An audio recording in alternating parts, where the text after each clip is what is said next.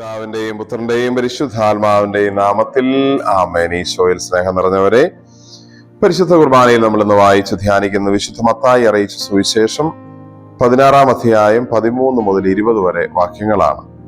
പത്രോസിന്റെ വിശ്വാസ പ്രഖ്യാപനത്തെ കുറിച്ചാണ് നമ്മളിവിടെ വായിക്കുന്നത്.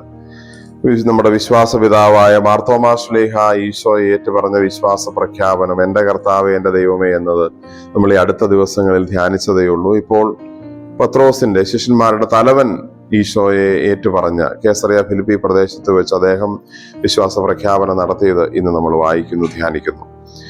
ഈശോ ആരാണെന്ന് സ്വർഗം വെളിപ്പെടുത്തി കൊടുത്തത് പത്രോസ് അത് ഏറ്റുപറഞ്ഞ് പ്രഖ്യാപിച്ചതിനെ ഈശോ മുക്തകണ്ഠം പ്രശംസിക്കുന്നു. ഏറ്റവും വലിയ അഭിനന്ദനം നൽകി അദ്ദേഹത്തെ മാനിക്കുന്നു. എന്നാൽ ആ വിശ്വാസ പ്രഖ്യാപനം പ്രായോഗിക ജീവിതത്തിൽ വന്നപ്പോൾ അംഗീകരിക്കാൻ അദ്ദേഹത്തിന് സാധിച്ചില്ല എന്നാണ് തൊട്ടടുത്ത് കാണുന്ന സന്ദർഭം നമ്മളെ ഓർമ്മിപ്പിക്കുന്നത്.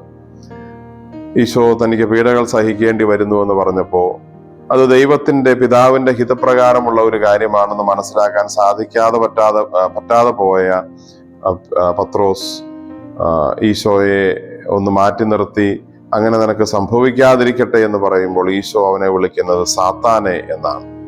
അതിന് തൊട്ടു മുമ്പ് ഏതാനും മിനിറ്റുകൾക്ക് മുമ്പ് പറഞ്ഞത് യോനായുടെ പുത്രനായ ശിമയോനെ നീ ഭാഗ്യവാൻ എന്നാണ്. ഏറ്റവും വലിയ അംഗീകാരം കൊടുത്തിട്ട് ഒരുപക്ഷെ ഏറ്റവും രൂക്ഷമായ ഭാഷയിൽ സാത്താനെ എന്ന് വിളിച്ച് പത്രോസിനെ ഈശോ ശാസിക്കുന്നു. സത്യത്തിൽ പത്രോസിനെ അല്ല സാത്താനെ എന്ന് വിളിച്ചത്, പത്രോസിലൂടെ സംസാരിക്കാൻ ശ്രമിച്ച, പത്രോസിലൂടെ പ്രവർത്തിച്ച ആ തിന്മയാണ് ഈശോ സാത്താനെ എന്റെ പിന്നിലേക്ക് പോകൂ എന്ന് പറഞ്ഞ് അവിടെ ശാസിക്കുന്നത്. വിശ്വാസം ഏറ്റു പറയാൻ ഒരു പക്ഷേ നമുക്ക് അധരങ്ങൾ കൊണ്ട് പറയാൻ എളുപ്പമാണ്. പക്ഷെ പ്രായോഗിക ജീവിതത്തിൽ വരുമ്പോൾ നമുക്ക് പലപ്പോഴും അടിപതറിപ്പോകുന്നു, പത്രോസിനെ പോലെ നമ്മൾ വീണു പോകുന്നു, അല്ലെങ്കിൽ അത് അംഗീകരിക്കാൻ പറ്റാതെ വരുന്നു. നമ്മുടെ വ്യക്തിപരമായ ജീവിതത്തിൽ നമുക്ക് ജീവിതത്തിലെല്ലാം നല്ലതായിരിക്കുമ്പോൾ ദൈവത്തെ സ്നേഹിക്കുന്നു, എപ്പോഴും ദൈവത്തിന്റെ കൂടെ നിൽക്കുന്നു എന്ന് പറയാൻ എളുപ്പമാണ്.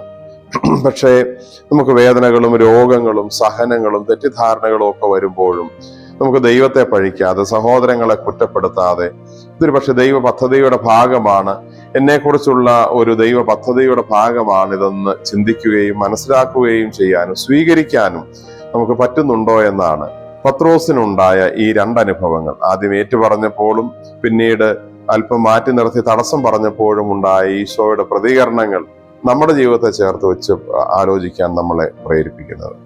നമുക്ക് പ്രാർത്ഥിക്കാം. കർത്താവായ ഈശോയെ, ഈ പ്രഭാതത്തിൽ ഞങ്ങൾ അങ്ങേ ആരാധിക്കുന്നു, സ്തുതിക്കുന്നു, നന്ദി പറയുന്നു. ഞങ്ങളുടെ ജീവിതം ഓരോ നിമിഷവും അങ്ങേ ഏറ്റുപറയുകയും പ്രഖ്യാപിക്കുകയും ചെയ്യേണ്ടതാണെന്ന് ഞങ്ങൾ മനസ്സിലാക്കുന്നു.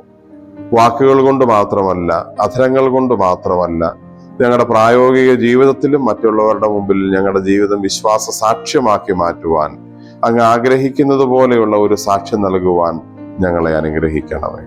നമ്മുടെ കർത്താവ് ഈശോ മിശിഹായുടെ കൃപയും പിതാവായ ദൈവത്തിന്റെ സ്നേഹവും പരിശുദ്ധാത്മാവിന്റെ സഹവാസവും നാം എല്ലാവരോടും കൂടെ ഉണ്ടായിരിക്കട്ടെ, ഇപ്പോഴും എപ്പോഴും എന്നേക്കും. ആമേൻ. ഈശോ മിശിഹായ്ക്ക് സ്തുതിയായിരിക്കട്ടെ.